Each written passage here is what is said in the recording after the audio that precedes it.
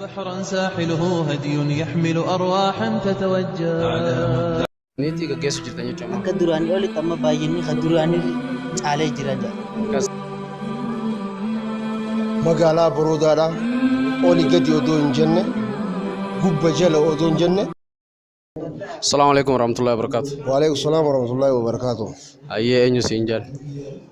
Baroda nanjani أيه نس درس عمان نانجاني كافين سيدلي سفرة جمان خيسان كوني حالا كمير جرتني مال رجرتان. jamaan keenya kuni wallahi qoranaan eegar feboda laafatee ture ammaan tana wallahi ijibbaatame qaan oduma sodaatu karaa laal jamaan fajil islaamummaa dhugaa san garsiisaa jiran jaan akka kiyyatte amma gana kaayyoon isaatilleen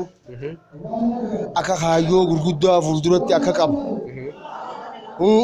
mareedheellee keessallee quba qaba. Jamaan fajil islaam wallahi waan jajjabduu hojjechuudha deemaan jaanii. akka dargaggoo magaalaa barodaatti mee yaanni keessan gaamaali fuuldura hojiin teessan maali haala akkamirra jirtanii jechuu fedheetu wanni isin hojjechuu fedhetan dargaggoo irratti hawaasa magaalaa irratti harka qaleeyyii deeggaruu irratti waan akkamirra jirtan wallahi akka dargaggoo magaalaa barodaatti inshallah yoo rabbi jee wanni nuti godhuudhaaf yaalii qabnus dargaggoo magaalaa barodaadha oli gadi odoo hin jenne gubba jala odon jenne beeka wallaala odon jennetti hammanne fajrul islaamin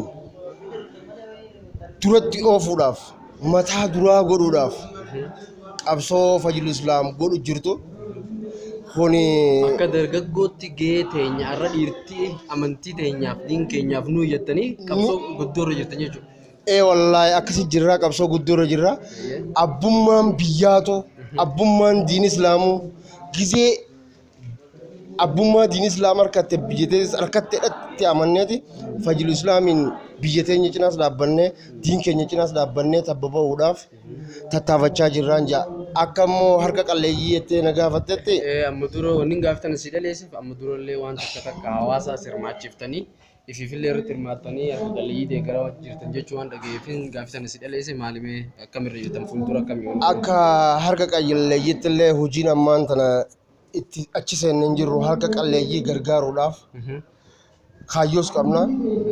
tattaafachaatis jirra irraa illee wal mari'annee jirra haalli harka qalleeyyii ittiin gargaaramu haala guddaa fooyyee waan gurguddaa waan barbaachisuuf jecha marii teenyarra dhaabbannee eenyu gargaaramuu qabaan eenyu gargaaramuu hin qabneen hojiirra oolchuudhaaf tattaafachaa jira fajrul islaam. nama tokko donden fajrul islam magala baroda ayye galato misinja hay assalamu alaykum warahmatullahi wabarakatuh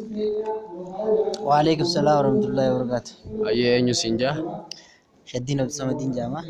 ayye qindeesa yookiin hundeessa fajrul islami jechuu dhageeti qindeesa lemiti ayye ani barreessaadha